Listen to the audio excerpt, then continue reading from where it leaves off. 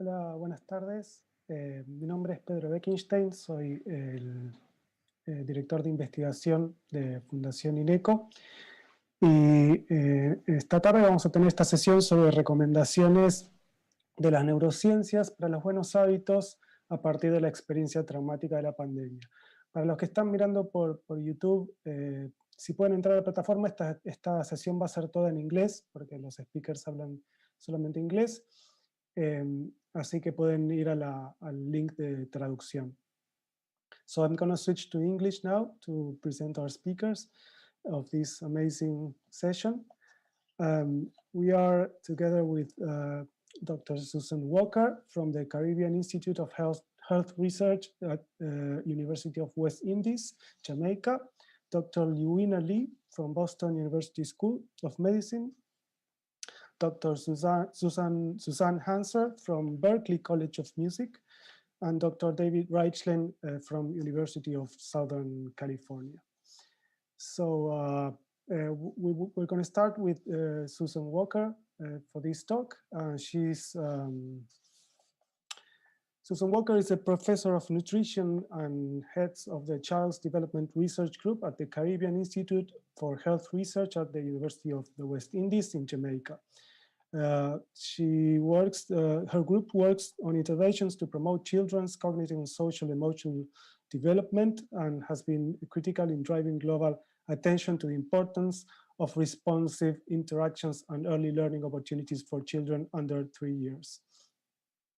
She has published lots of papers, and she's an expert on this field. So she's going to talk about reducing the impact of COVID-19 on early childhood development through remote support for parents. Thank you, Susan.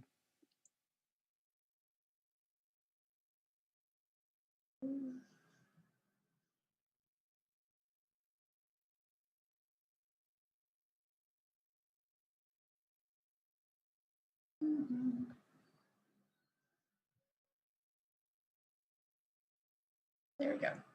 Okay, so I'd just like to say thank you to the organizers for inviting me to be part of this symposium, and thank you so much for facilitating the slight shift in the agenda to facilitate my agenda. So I'm going to be talking about the impact of COVID-19 on early childhood development and how we may be able to reduce that impact through support to parents. So early childhood is a critical period for brain development, and brain development is most rapid and vulnerable from conception through to age 5. And the early environment and the experiences the child has are critical, and optimal brain development expects these experiences and depends on these needed experiences for development. Because of this, the brain is therefore highly sensitive to adversity, and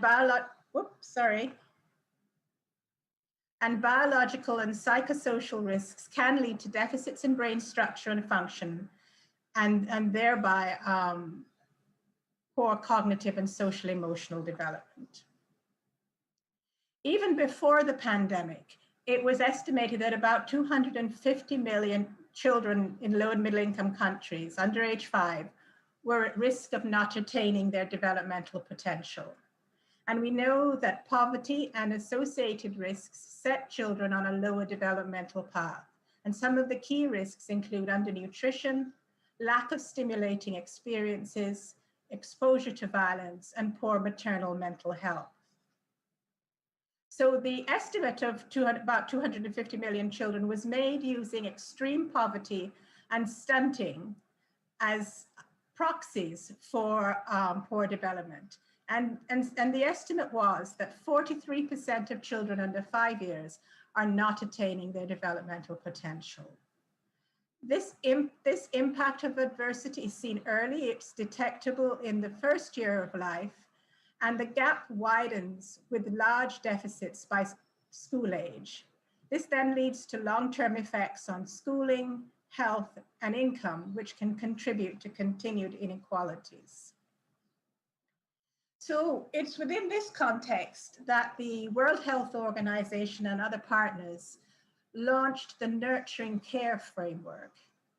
And nurturing care is a comprehensive definition of the aspects of care that young children need to support their development.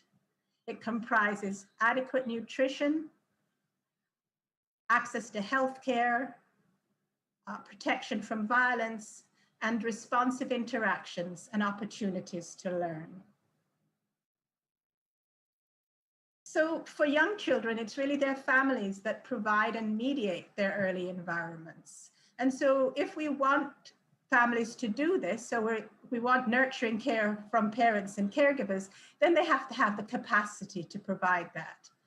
And families need support from their communities and from government programs and policies so that that can strengthen their ability to provide nurturing care. In the 2017 Lancet series on child development, a set of policies to support families was proposed. And one of these was early learning and protection, which sought to integrate support for young children with support for their parents and caregivers, for them to be able to create a nurturing learning environment. And in early childhood, progress really depends on coordination and involvement across multiple sectors, including health and nutrition, safety and security, programs to promote responsive interactive caregiving, and then going on to pre-primary education. So if we think about the impact of COVID-19 on families, those families where children were already at risk of poor development were also already facing multiple adversities before the pandemic. The pandemic has led to reduced income and increased unemployment, and low-wage persons were at high risk of job loss and the least able to withstand the shocks. So any savings they had were quickly depleted, and this has led to increasing food insecurity. Early in the pandemic, the UN estimates were that for an increase in the numbers of children living in extreme poverty of between 42 to 66 million. And that they estimated then that this would increase the numbers of children at high risk of poor development by 20 to 25%. These estimates were made fairly early in the pandemic and have likely been underestimates. In addition to reduced income and food insecurity, COVID-19 has reduced access to routine maternal and child health care services. This is a combination of diversion of human resources to other health needs and the health needs to withstand the pandemic, as well as reluctance of families to attend. And so this then has led to delayed attendance for well child visits and immunizations.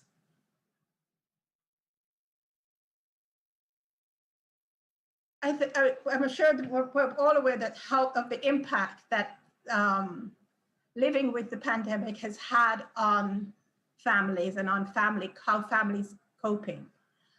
There's been an increase in stresses faced by families in terms of increased stress for caregivers and sometimes increased depression. They may themselves have been ill, or family members may have been ill or lost a family member. There's also been many reports of increasing violence in the home. This would include intimate partner violence and violence against children.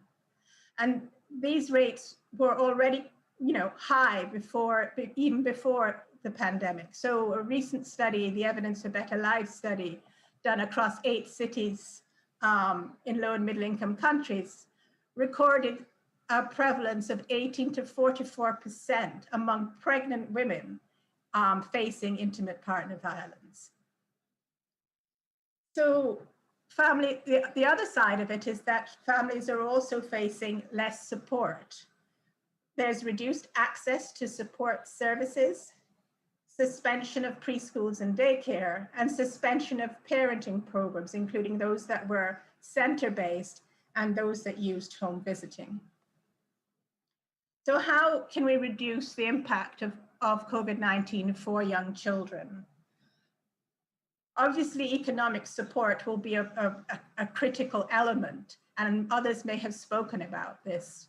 And the need for economic support will likely continue beyond the period of the pandemic, as jobs may be slow to return.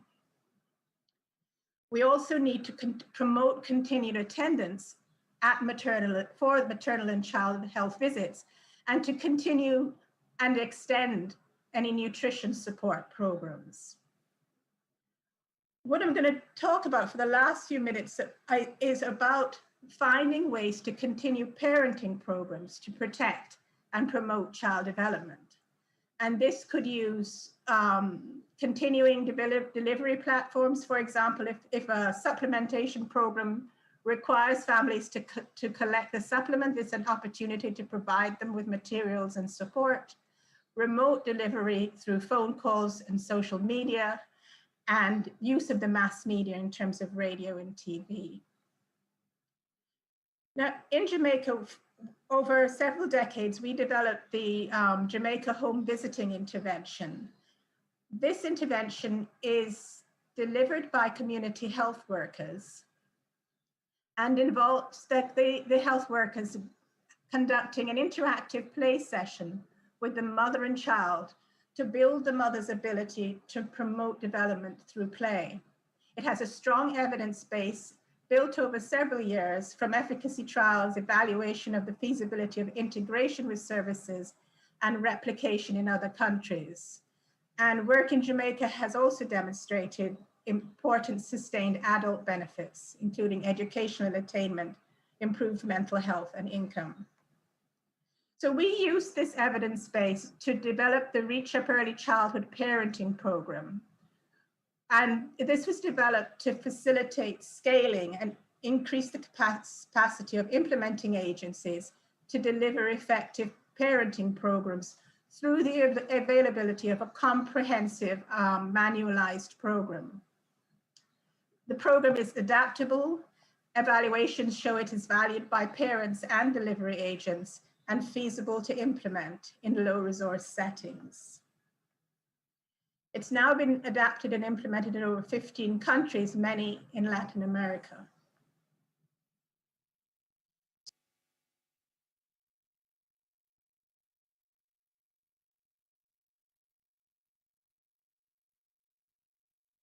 So manual. The goal was to have a manual that could be given to parents that would support families in playful interactions with young children. To do this, we selected some of the play and language activities from the complete Reach Up curriculum, selecting those that required few materials, or that where some materials were needed, they were often available in homes, and designed to be adaptable to context. So for example, variation in parental literacy. We thought about the uses that they could be with. One way is to actually give the parent the printed manual, or to give the parent cards from the manual. But we also saw the content as being useful for informing remote contacts with parents through phone calls, text messaging, internet-based contacts, and also in providing content for radio and TV through things like radio skits and dramas. A few examples of the use. In Mexico, printouts were made for 10 selected activities from the activity and given to parents together with instructions for how to make some of the toys that were in the activities. And this has been supported by the development of short radio dramas. And this use of radio dramas has also been substantively developed in Guatemala and is ongoing there. In Brazil, there was an ongoing home visiting program, and what they have done with the suspension of that program is to use WhatsApp to send pictures of the content from the manual. and then combine that with audio and video calls. Suzanne, you have 1 minute left. Okay, that's perfect. In Jordan, they developed scripts for the calls in place of home visiting, and also developed training materials. And in Jamaica, we've provided the parent with the manuals and play materials, and are doing calls and text messages. So we see this as also an opportunity to learn from the response. How do remote delivery methods work? How well do parents engage? What kind of support is needed for facilitators? And we need to also consider the well-being of facilitators and caregivers. And post-pandemic, these remote contacts and technology may be strategies that we can use combined with more traditional methods to support scaling. So in summary, investment in early childhood can yield lifetime gains in education and attainment and income. The increased risks and lack of access to support programs that have arisen because of the pandemic could have a devastating impact for this cohort of children. And so the response to COVID-19 needs to include mitigation of risks for children through support for parents and other caregivers. Thank you. Thank you, Suzanne. Thank you, Suzanne, for this talk. So our next speaker is Dr. Lewina Lee. She's assistant professor of psychiatry at the Boston University School of Medicine, and psychological clinical investigator at the National Center for Post-Traumatic Stress at the Veterans Affairs Boston Healthcare System. Dr. Lee has expertise in the role of psychosocial stress exposure on lifespan health and positive psychological factors that confer resilience against the effects of stress exposure on health. She co-directs the Boston Early Adversity and Mortality Study, which is building a cradle-to-grave dataset to enable research on lifespan linking childhood experiences to later life health. And the title of her talk will be Stress and Resilience in the Face of COVID-19 Pandemic, the Role of Optimism in Health and Well-Being. Thank you, Lewina. It's all yours.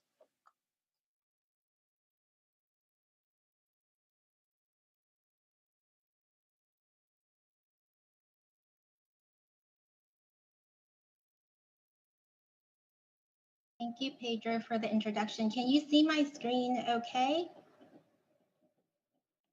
Yeah, we see your screen. It's not in presentation mode. Okay. Can you see it now?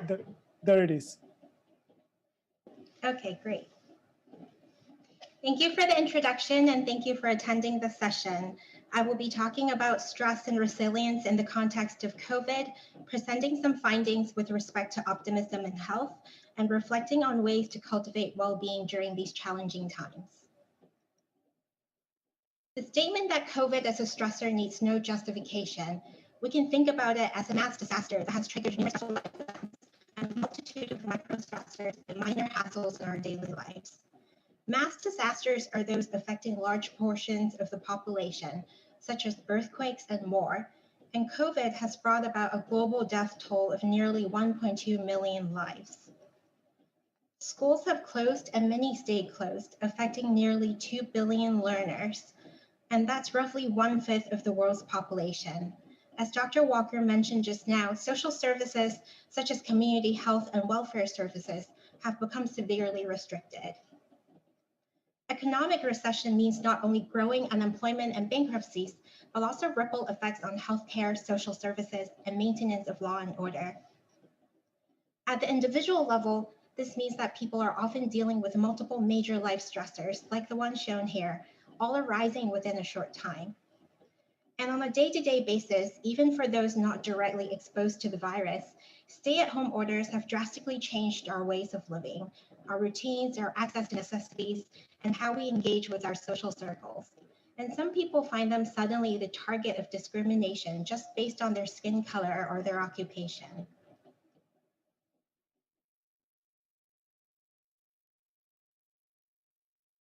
When mental health providers think about stressful experiences that could trigger more serious mental health problems, such as acute stress disorder or post-traumatic stress disorder, PTSD, we are specifically referring to experiences involving actual or threatened death, serious injury, or sexual violence through direct experience, such as having a severe case of COVID or working in high-risk settings without adequate PPEs, witnessing the event in other people, or learning that it occurred to those close to us.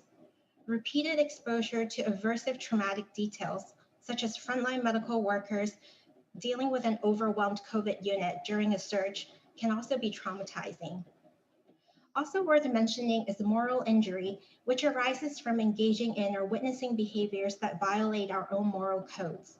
An example is medical workers feeling guilty over deciding which patients get to use ventilators. And while it may seem obvious that COVID is a stressor, thinking about these layers helps us better understand the psychological impact of COVID. And here are some common and normative reactions to stressors. We can link aspects of COVID to why people experience certain reactions. So for example, COVID is unique in its novelty and its unpredictable course, which can create a strong sense of insecurity around lack of resources, uncertainty about the future, and constant worries and anxiety. Not having a clear end date can create fatigue, loss of hope and motivation, and losses in lives and social connections and routines leave many people in grief and sadness. Lockdowns can create or exacerbate social isolation and loneliness, and differences in opinions or behaviors about things like social distancing can create interpersonal tensions. Difficult decisions without clearly right or wrong answers can also weaken our sense of self-efficacy sometimes. For example, some may ask, am I a bad parent for keeping my child at home? And while those reactions are common, we should pay attention to warning signs in ourselves and others that the distress may warrant medical attention. Some examples include having recurrent nightmares about a stressor or repeated efforts to avoid thinking about or being reminded of the stressor, such as by getting drunk or binge eating. Some people may have a hard time feeling positive emotions and struggle with strong negative emotions and pessimistic ways of thinking. Other signs include constantly being on edge or having signs of dissociation, feeling like you're observing yourself from outside the body, or that you have lost time without knowing where you were or what you did. If several of these symptoms have been present for a month or longer and interfering with our day-to-day functioning, they would signal a need for professional support. So what do we know about the impact of COVID on population mental health? In the United States, national data from June show that 31% of the adult population, including over half of those aged 18 to 24, were having clinically significant levels of anxiety or depressive symptoms. Over 1 in 10 adults, including 1 in 4 of those 18 to 24-year-olds, seriously considered suicide in the past month.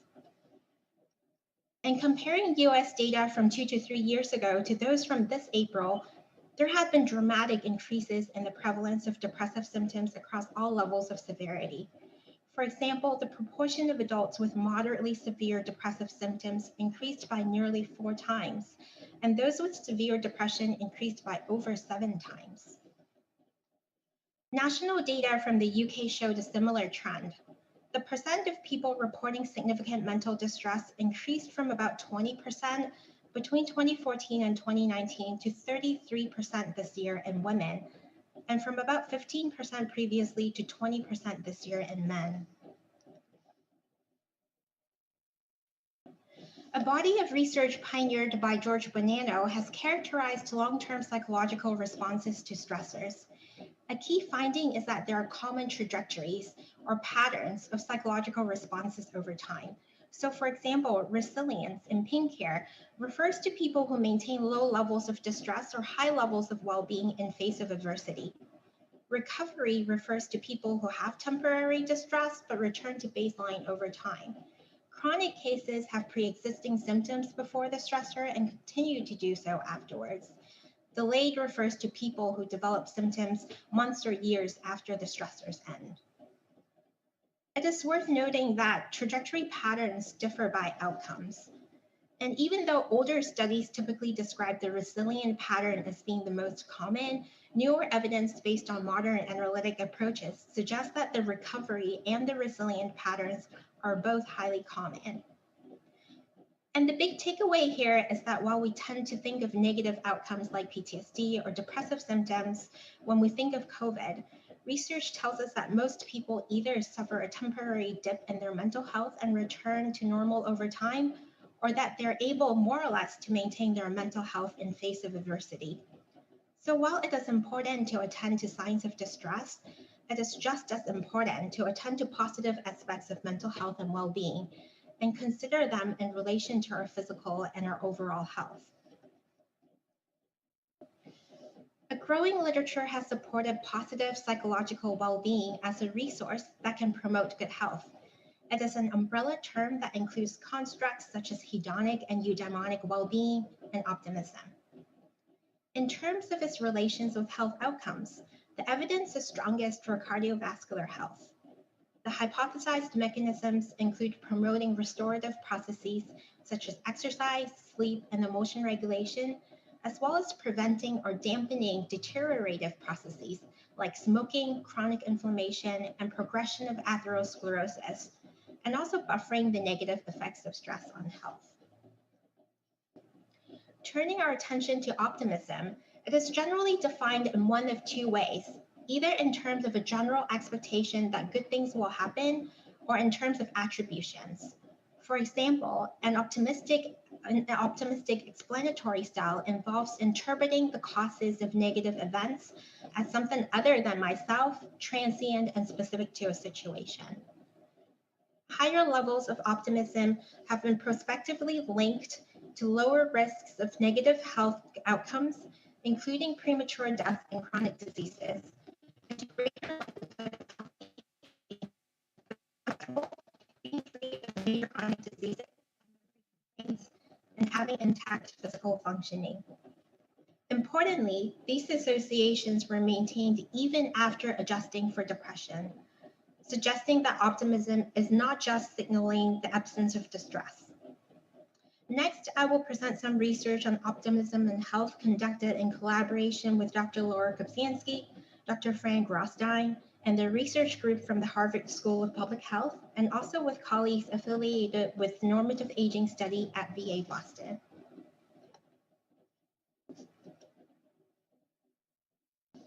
In a recent study, we considered whether optimism was associated with exceptional longevity, defined as surviving to age 85 or older.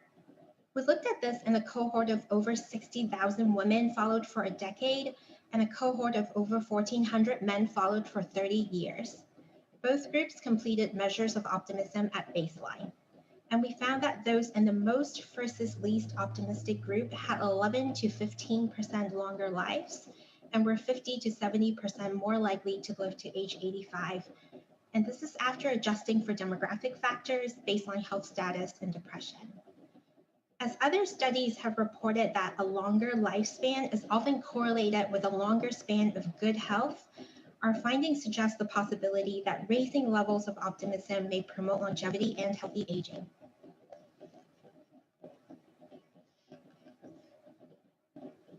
And taking a lifespan perspective, in another study, we looked at optimism as a potential midlife factor linking different aspects of childhood experiences to longevity in a sample of about 1,000 men followed longitudinally. A key finding, as highlighted in yellow here, was that men who came from childhood homes with higher socioeconomic status had higher levels of optimism as adults. And in turn, they lived longer in later life.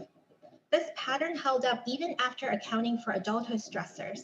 In other words, growing up with more resources, such as better education, role models, and a stable living environment, could potentially foster a more positive outlook on life, regardless of life challenges. And in turn, a more optimistic outlook may bring about a longer lifespan.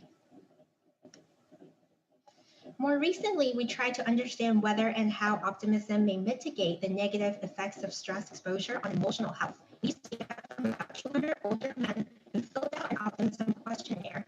And then 14 years later, they were asked to report on their daily stressors along with positive and negative mood on 8 consecutive evenings across several data collection waves. Lewina, you finding, have 1 minute left. Okay. One finding shown in the top panel here was that more optimistic men reported having fewer daily stressors, and this explained their lower levels of negative mood. On the other hand, as shown in the bottom panel, optimistic men also experienced more positive mood, but this was not related to their daily stressors. A possible explanation is that more optimistic people may arrange their lives so that they're less likely to encounter stressors, which protects their emotional well-being.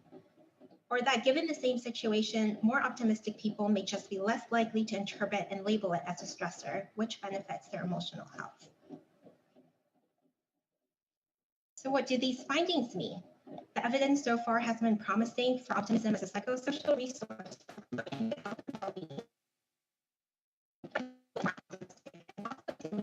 As severe as COVID. How do we go about doing that? A misconception that I often see is how people define optimism. It doesn't mean being unrealistically positive as we assess the situation on hand or ignoring evidence suggesting risks or negative feedback. And it doesn't mean that we can just be passive and magically wish that good things will fall on us.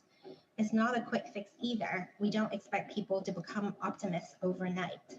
All of this would seem like we're making light of a very serious situation. So in this last slide, I just want to show that optimism, according to research, we know that it's only about 25% heritable, meaning that there is plenty of room for modification. The best evidence comes from randomized clinical trials where participants underwent short-term programs aimed at enhancing their optimism. And the results have been promising so far, and here are some elements from those programs. So for example, trying to interpret difficult situations as challenges rather than threats. Another approach involves identifying domains of our lives that are important, setting realistic and achievable goals in each domain, and imagining a future where everything turns out as well as possible and our goals are met. And thinking about what that would look like altogether. And also viable strategies include developing a sense of self-compassion, appreciation, and being less judgmental of ourselves. And here are just some more strategies for overall, beyond enhancing optimism, promoting a sense of psychological well-being. Just want to highlight points such as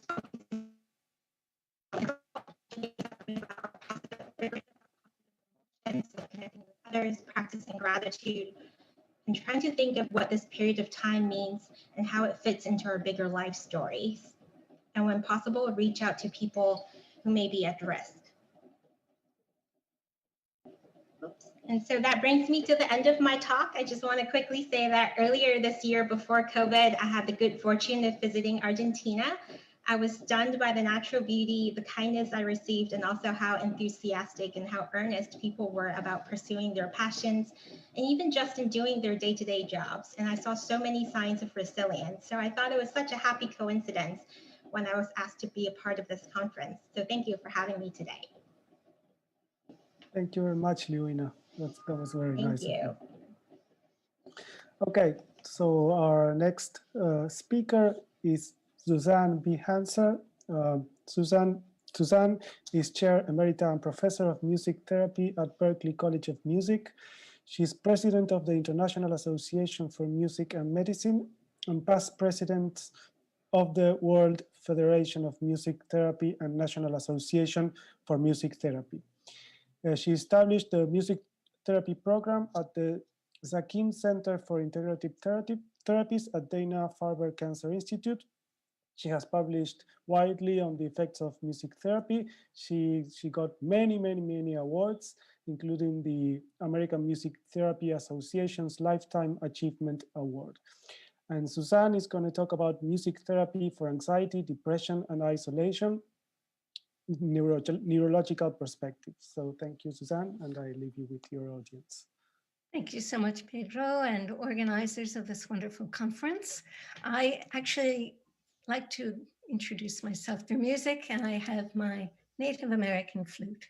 So please take a moment to first stretch a bit, get some energy in your body, move around a bit. That feels good. And Take a deep breath of life-affirming air. Exhale. Whew, anything you don't need, any tension, any worries, any thoughts that you don't need right now.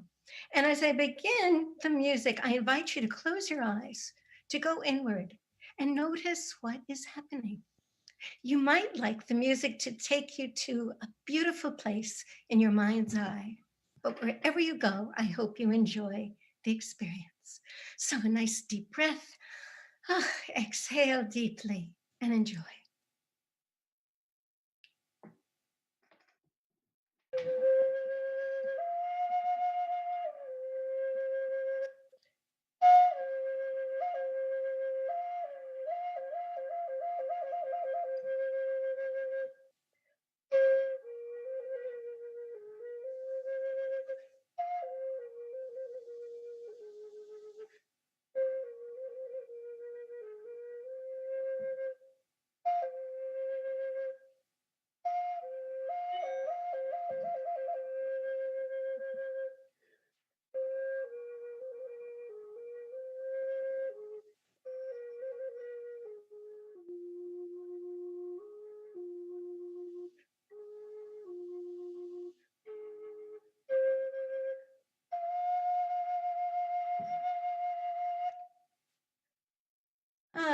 Take a moment to savor any good thoughts and feelings that came about, and exhale anything you don't need. Open your eyes if they're closed.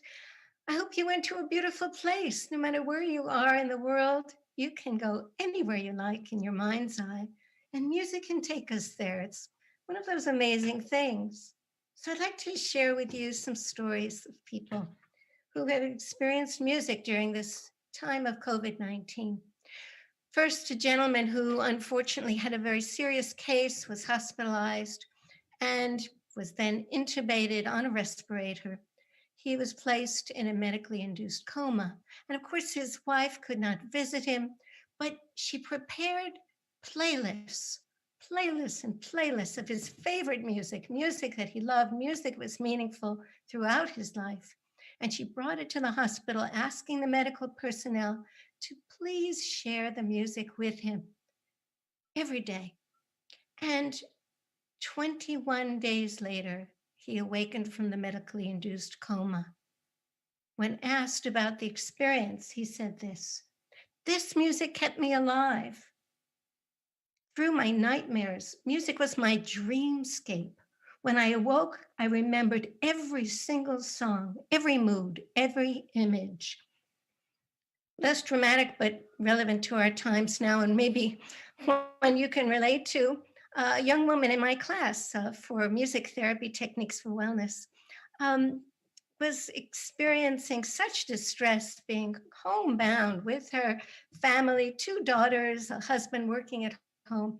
And one day, just his typing on the computer said to her, I can't stand this anymore.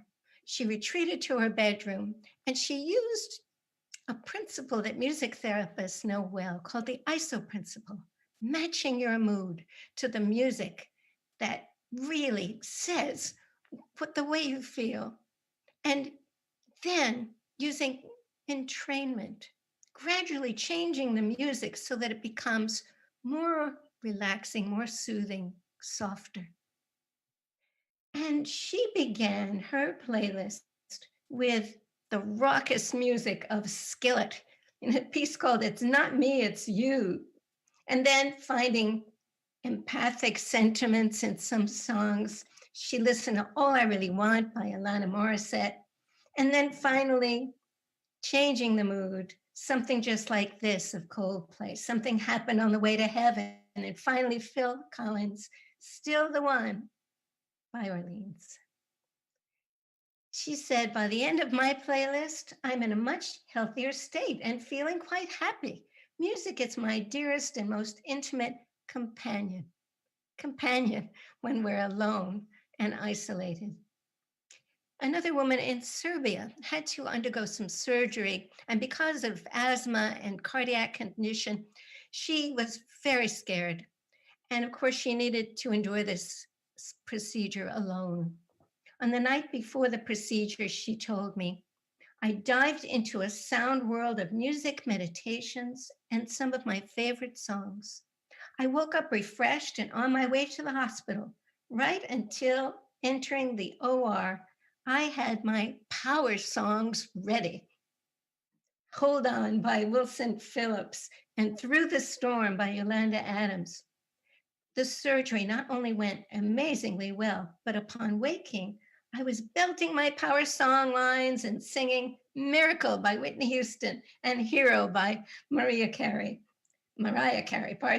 from the bottom of my heart. And I was covered in an overall feeling of joy and happiness to be alive. So what's going on under the hood to cause these amazing reactions to music? Well, I'll share with you one of my favorite illustrations. And this comes from a book called Your Brain on Music by Daniel Levitin. And this graphic shows the many ways that music affects us, from the corpus callosum through to the hippocampus, looking at those memories and triggering beautiful times in our lives, to the cerebellum, where music is literally moving us. It starts in the superior temporal gyrus. And that's where that auditory system resides. But quickly we go through the prefrontal cortex, linking up to all sorts of areas of the brain, including the insula, which regulates the sympathetic and parasympathetic parts of the autonomic nervous system. And music's deeply soothing effects, as well as its exciting flow and awe, as well as a sense of homeostasis and balance, can be processed there. So let's look at another neural pathway, an important one, starting here again with the prefrontal cortex, analyzing that music, going to the ventral tegmental area, activating reward circuitry through the mesocorticolimbic dopamine system, and then the nucleus accumbens to signal reward, the anterior cingulate cortex implicated in empathy, emotion, decision-making, and finally the thalamus, relaying information to all sorts of areas of the brain and body, stimulating physical, psychological, emotional responses of all kinds to music. The arcuate fasciculus, also a very important track linking visuospatial and language processing, very active with musical associations.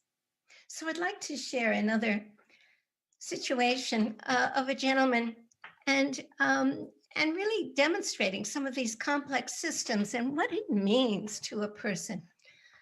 Well, this man was admitted to Boston Medical Center with, as you see, thrombosis, the blood clots that become so painful, a serious lymphedema and swelling. And he worked with music therapist Dr. Maria Hernandez for the goals that you see there on the screen. Fortunately, we were able to find a guitar for him, and Dr. Hernandez led him into a composition process where he wrote this song describing the symptoms that he was experiencing. Very severe, of course, but familiar to us: isolation, uncertainty in the future, and the suffering that comes with all sorts of pain. Here's his song. You see the words.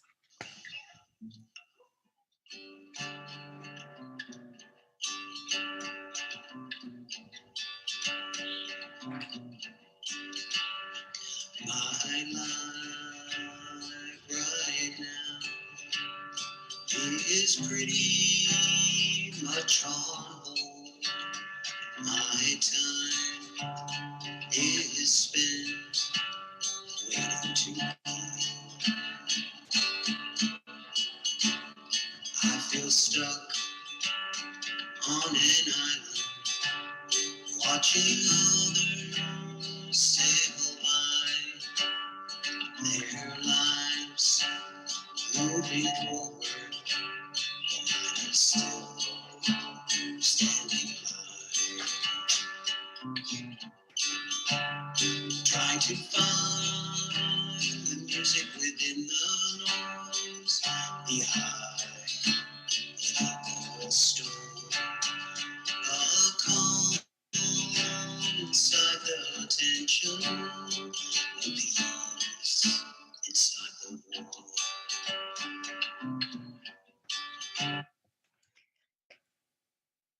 So I'd like to share with you a little research.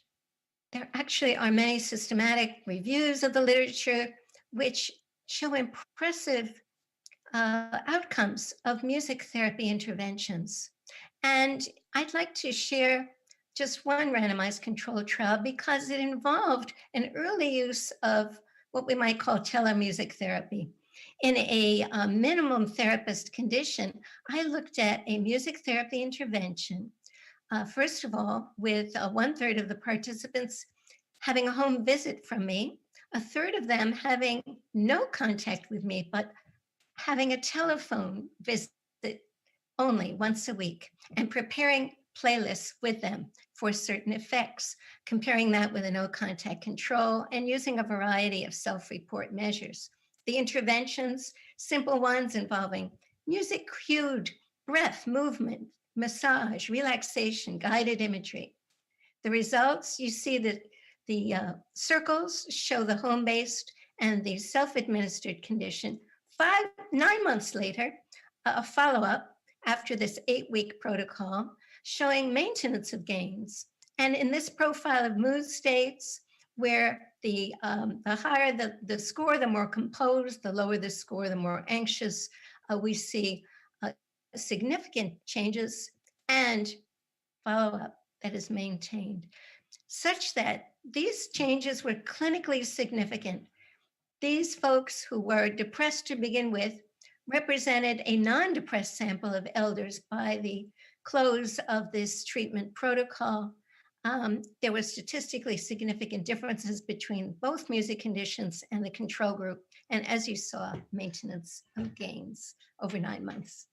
So in closing, I would like to invoke Chopin and a prelude of his.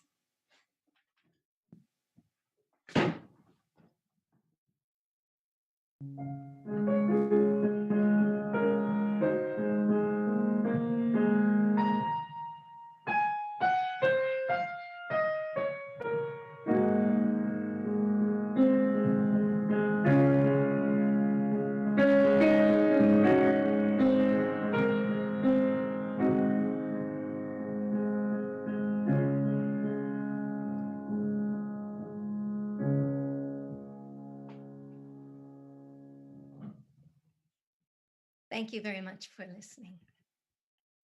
Thank you very much, Suzanne, for this very inspiring talk. I enjoyed it very much. Okay, so we're moving on to our next presenter and the last talk for this session. David Reichlen is a biological anthropologist interested in the origins and evolution of the human lineage. He's currently a professor in the Human and Evolutionary Biology section of the Department of Biological Sciences at the University of Southern California.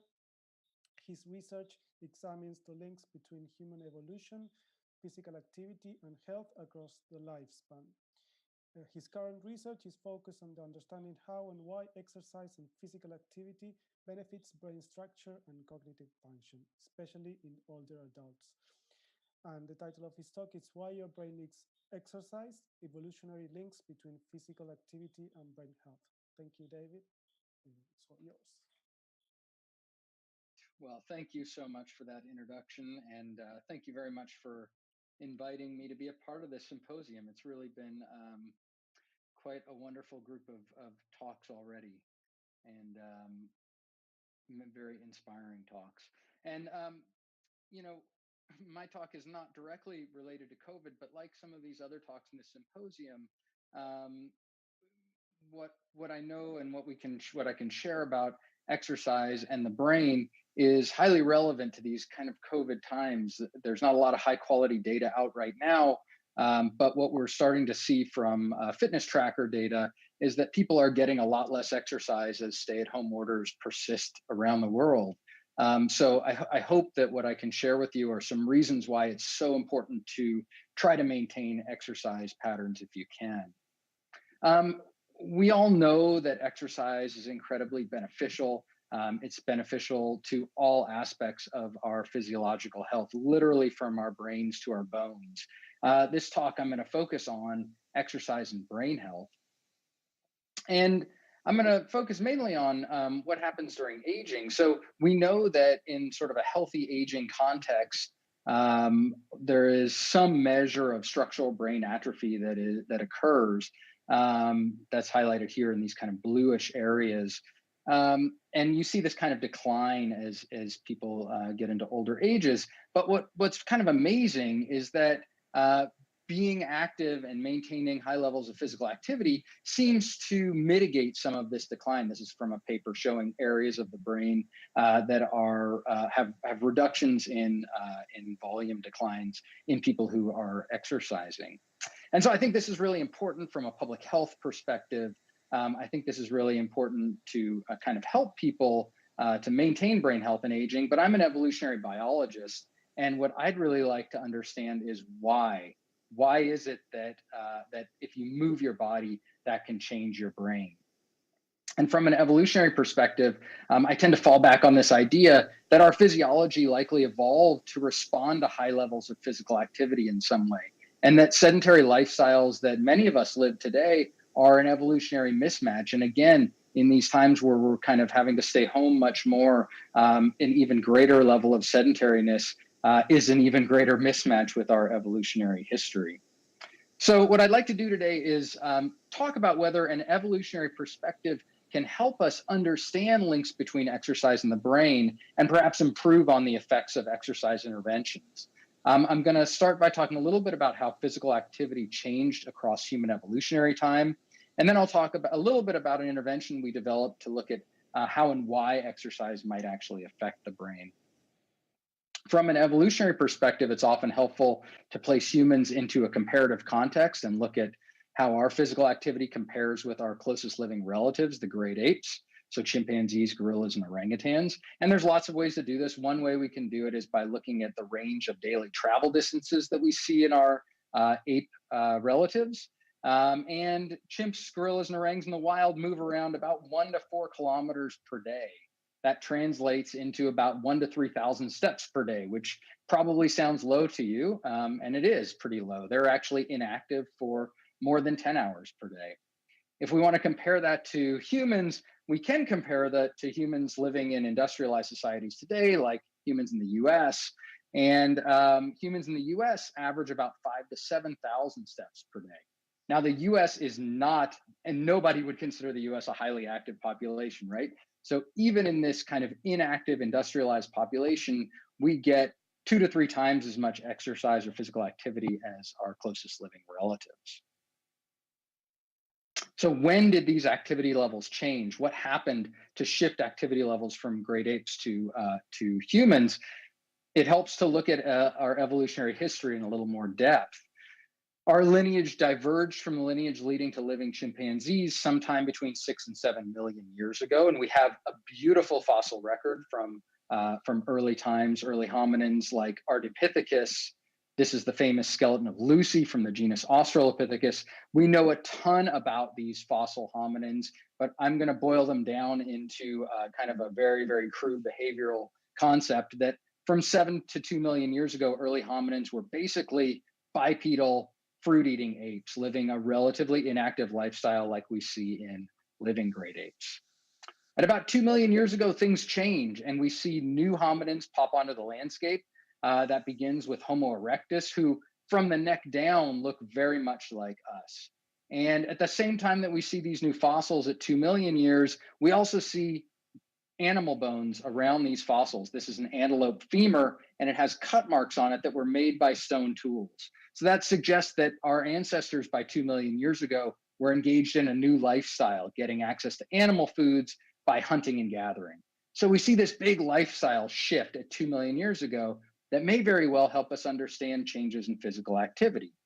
I've been a part of a study over the last decade or so with Brian Wood at UCLA and Herman Pontzer at Duke University, looking at physical activity levels in a hunter-gatherer group living in northern Tanzania today, named the Hadza. And I'll step back and say the Hadza are not a model of human ancestors in any way. They are a fully modern group. They just live this lifestyle that shares many similarities with hunting and gathering in the past. So we can look at activity levels in the Hadza and get a sense of what they might have been like. as we shifted to this lifestyle. These are data from GPS trackers that individuals wore. We have about over 2,000 days of data now tracking individuals across the lifespan. And modern day hunter-gatherers walk about 7 to 9 kilometers a day for women, 15 plus kilometers a day for men, combined an average of 18,000 steps per day. So if activity levels in hunter-gatherers today resemble in any way activity levels in the past, then that would suggest that this shift to a hunting and gathering lifestyle led to a major change in physical activity from something like 1 to 3,000 steps per day in 4 kilometers to 18,000 steps a day in over 15 kilometers. So really big changes in physical activity across human evolution. And I've argued for a while now that these changes in physical activity had a big impact on how our physiology evolved, because our physiology evolved in the context of these physical activity changes. So how does this explain anything about brain impacts? Well, with Gene Alexander, who's at the University of Arizona, we worked on an idea called the adaptive capacity model that tries to explain how an evolutionary shift in physical activity impacts physiological evolution. And we suggest that our tissue, human organ tissue, evolved to plastically adapt to exercise in a really important way. So physical activity acts like a stressor.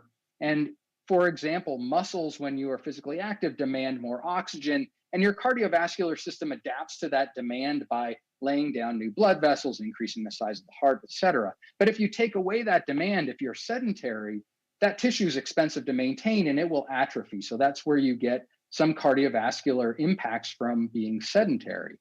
Similarly, your bones and skeleton experience forces when you're active. Your skeletal system adapts by laying down new bone, and that helps maintain healthy bone volumes. If you take away that activity, again, you will start to see reductions in bone mass. Well, I told you earlier on that the brain also seems to adapt to exercise, but why that is, what the stressor is in exercise is not entirely clear. What is it about exercise that creates this plastic adaptation?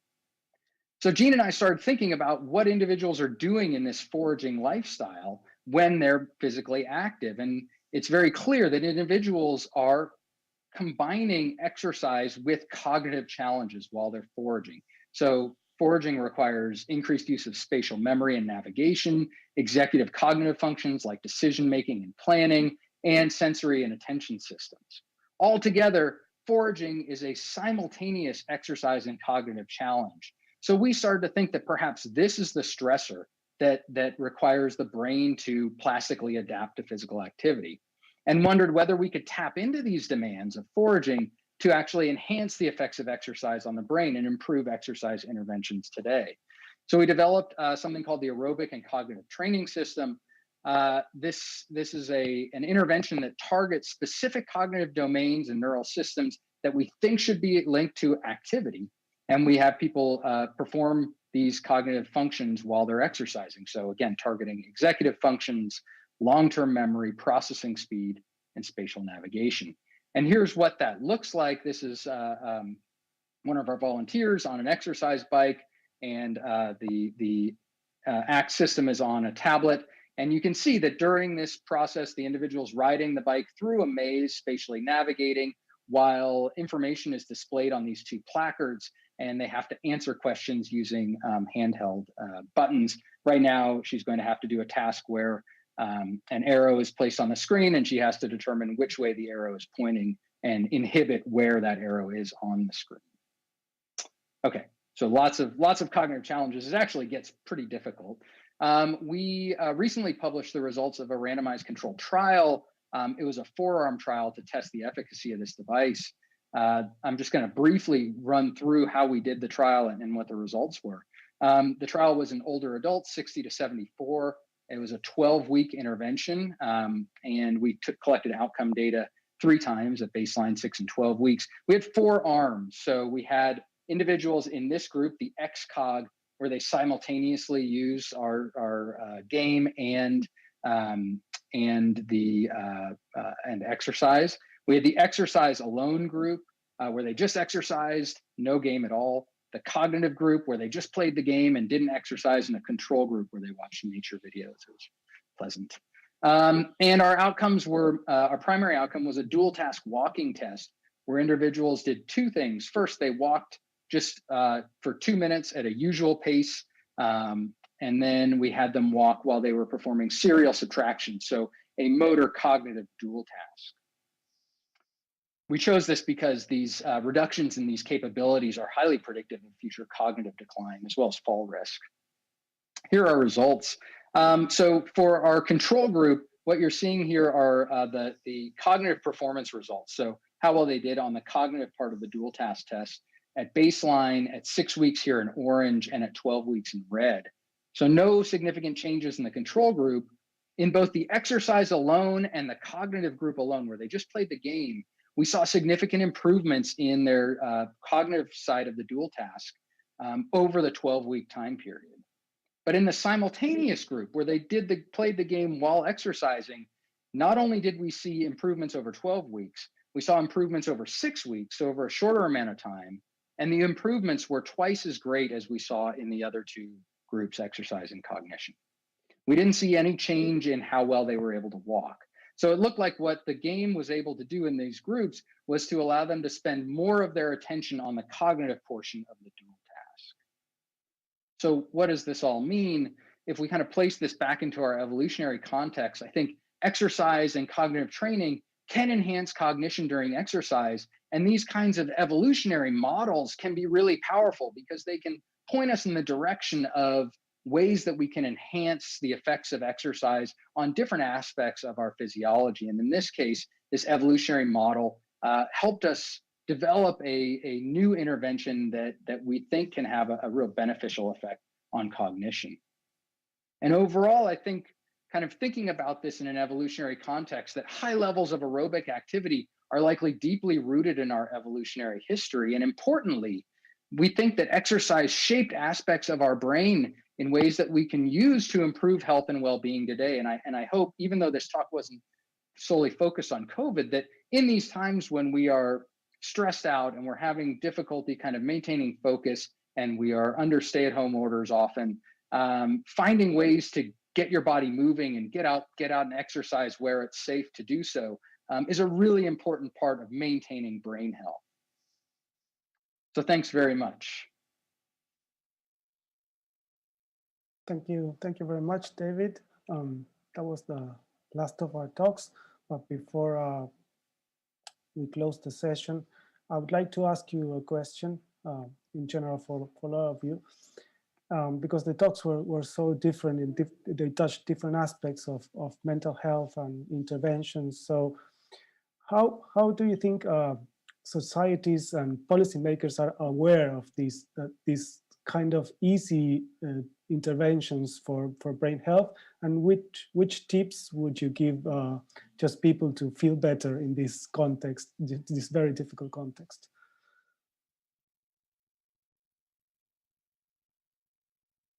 Well, Suzanne?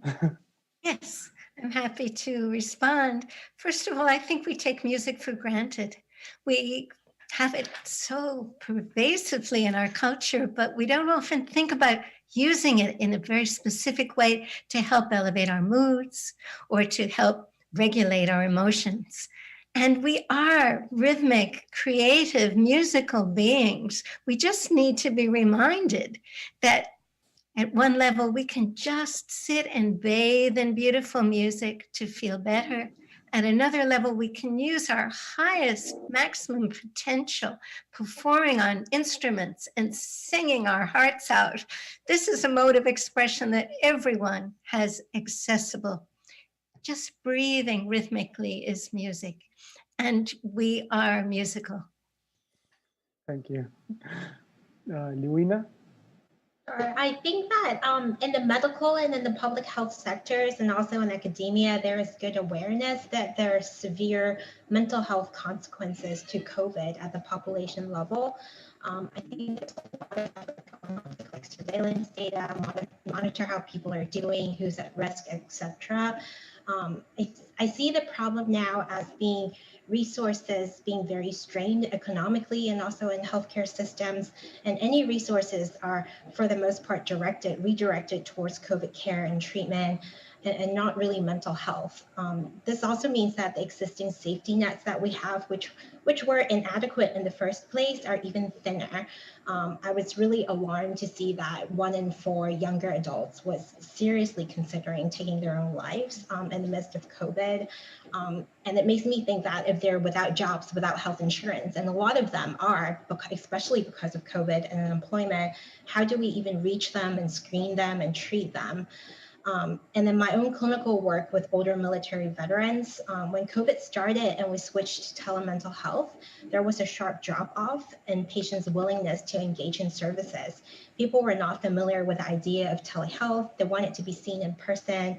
Some stopped coming to therapy for months before maybe dipping their toes in it, and some still haven't come back. And so I think even, for example, less educated patients are sometimes less tech savvy, or they don't even have the proper equipment to even access telemental health. And they're at greater risk for kind of coping poorly with COVID. They may not fully understand the rationale behind public health directives. They have fewer resources to cope. So I think there's a lot that needs to be done about public education, widespread screening, dissemination of services in the community. So my hope is that kind of across all levels and settings, we'll come up with more creative ways of strengthening interpersonal connections and supporting people who are at risk. And that involves not just kind of our typical thinking to treat the symptoms or distress, but also kind of more informal or formal programs to boost well-being, optimism, among others, psychosocial resources. Okay, great, thank you. David? Yeah, so, you know, I do think that from a public health perspective, certainly exercise is kind of pounded down at people's throats all the time. And, you know, I mean, we've been talking about this for decades now, and how much has it really moved the dial. But I will say, you know, right now, it is one of those things that people often can control in some way, right? I mean, at least everything else is falling apart around you, around us all. But, you know, hopefully people can still control that. They can go out for a walk, or they can do some exercises at home if it's not safe to go out for a walk. And just like with music therapy, I mean, these are behavioral choices that we can make that can have a huge impact on our brains without having to deal with all of the external things that are being forced on us.